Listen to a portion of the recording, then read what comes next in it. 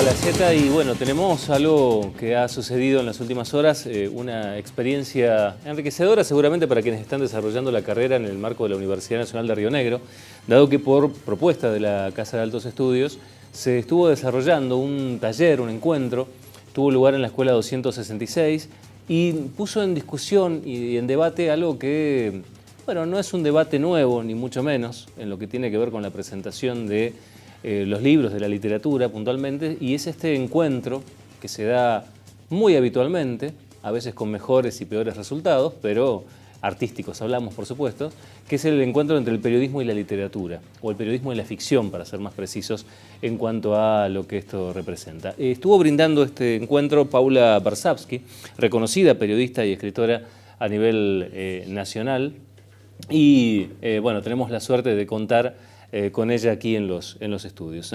Varsavsky, primero, bienvenida, ¿qué tal? Bien, muy bien. Bueno, ¿cómo fue la experiencia primero? ¿Cómo fue la experiencia? La experiencia fue muy buena. La verdad que fue una cantidad importante de gente.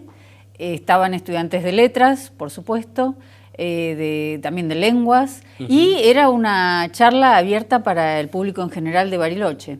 Claro. Y fue alguna gente que no estaba en ninguna de esas carreras también, y alguna que otra de la universidad de otras carreras, incluso científicas. Claro, ¿no? Porque interesa la temática, ¿no? Sin duda que interesa ahí mucho. Porque uno se pregunta muchas veces si a esta altura del partido son dos elementos disociados, ¿no? El periodismo y la ficción. Porque uno no termina de entender si se encuentran cuando hay economía de recursos, cuando hay realmente esfuerzos literarios para contar mejor una historia que tiene elementos reales, que son los elementos que componen el periodismo o los elementos que uno podría encontrar en una nota periodística. ¿Cuáles son los elementos que hacen que ese encuentro se produzca, ¿no? Bueno, efectivamente hay muchos elementos y yo tomé como punto de partida el siglo XIX. Claro. En realidad se puede ir mucho más atrás, pero como hace poco estaba releyendo Edgar Allan Poe, sí, y entonces encontré en un cuento que estaba leyendo que se llama Conversación con una momia, encontré que al final el narrador del cuento dice: me desperté a las 7 de la mañana y desde ese momento estoy escribiendo esta crónica. Y la idea, no me lo acuerdo exacto de memoria, pero la idea es que este narrador lo que quiere es que lo embalsamen, porque esto es una conversación con una momia que había tenido, y despertarse 200 años más tarde. Dice: me gustaría saber quién va a ser el presidente en el año 2045. Y esto está escrito en 1830 y pico. Claro, sí. Entonces, bueno, me pareció, era el último párrafo de un cuento, y dije, bueno, acá ya tenemos toda una cantidad de elementos acerca de los cuales vamos a hablar. Primero, que él llama a su cuento, que todos conocemos como cuento de Edgar Allan Poe, lo llama crónica.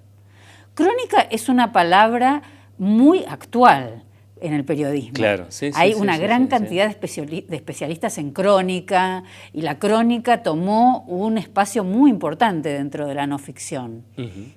Entonces es interesante, porque a este cuento lo llama crónica, dicho por el narrador. Después se va hacia el futuro y quiere saber quién va a ser el presidente de Estados Unidos en el 2045. Y por otro lado, el cuento es como una especie de ciencia ficción en donde se le habla a una momia que se despierta, una momia egipcia, y se le cuenta cómo es la democracia en Estados Unidos. Ya muy criticada en el año 1830 y pico, te imaginarás todo lo que pasó. Así que bueno, tomé eso como punto de partida para que se vieran, bueno, la cantidad de elementos de la realidad, la palabra crónica, este personaje hablando en primera persona de una manera también muy actual. Claro, sí. Porque viste que ahora también se habla tanto de que en la ficción se abusa a veces de la primera persona y que tanto se escribe en primera persona. Sin embargo, hace casi 200 años también se escribía en primera persona. Ahora, vos encontraste este elemento en particular, y encima en un autor conocido, no es que tuviste que indagar en lo más profundo de una biblioteca, ¿no? ¿Por qué se le sigue otorgando a esto que algunos llaman el nuevo periodismo o el periodismo literario y demás, esta idea de que es algo tan nuevo? Si en realidad uno encuentra elementos hasta en Heródoto de esta situación, de describir viajes, de realizar justamente descripciones que son claramente periodísticas. Sí, es así. O sea, a partir de más o menos la década del 50, algo se lo llamó nuevo periodismo, y estuvo ahí desde Tom Wolfe hasta Rodolfo Walsh, el argentino, Truman Capote, y Gabriel García Márquez, que dieron un supuesto comienzo a esto, pero yo creo que es una manera de apropiarse de algo y lanzarlo como nuevo. El boom, como se lo llamó en ese momento, ¿no?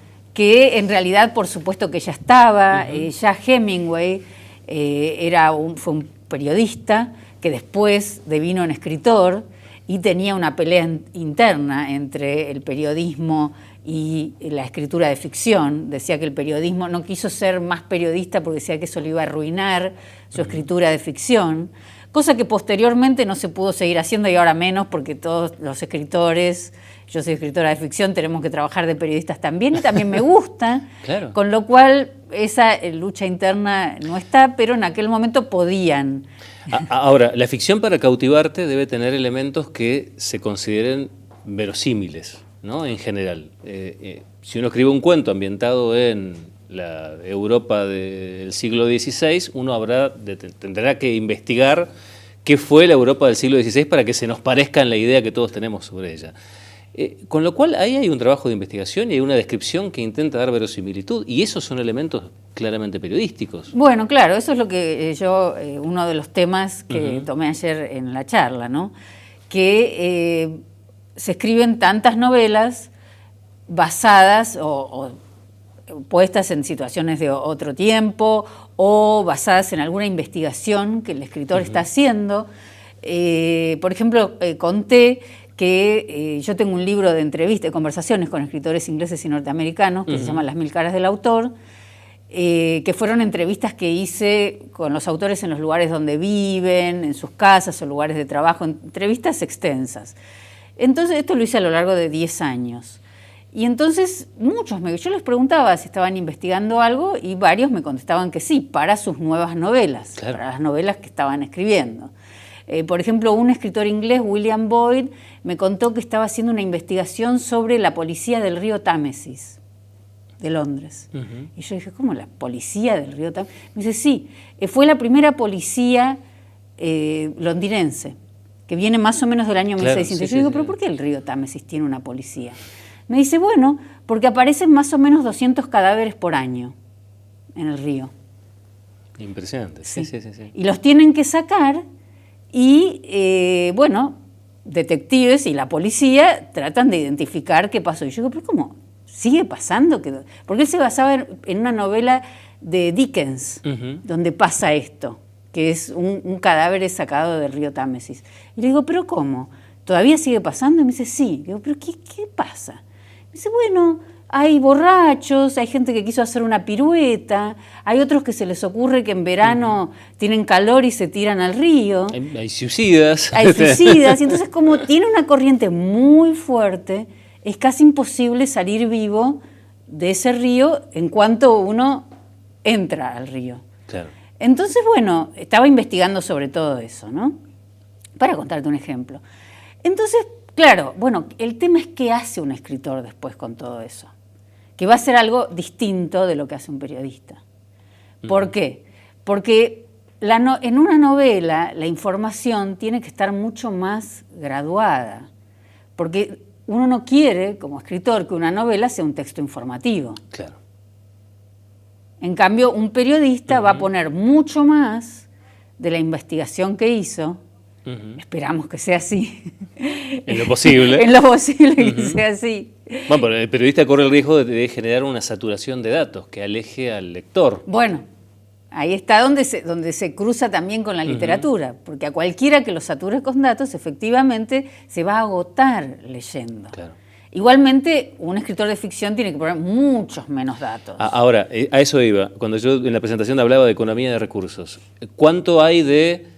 En realidad no logré obtener todos los elementos periodísticos que me confirmen un episodio, que le otorguen realidad a un episodio, y entonces con el lenguaje literario termino de presentar una historia real en forma ficcional, ¿no? ¿Cuántas veces es más eso que otra cosa?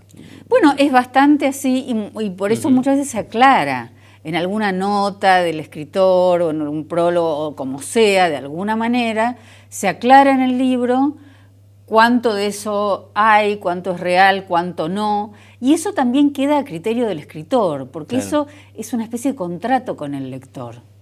Le estás contando qué estás haciendo y cuánto nivel de verosimilitud esto tiene y cuánto no.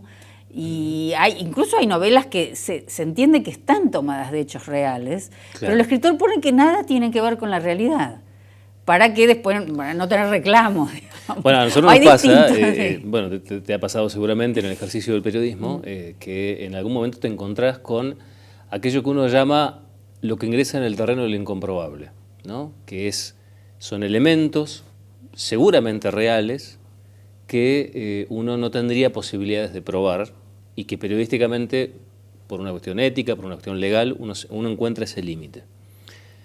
Pero los elementos existen y componen una historia.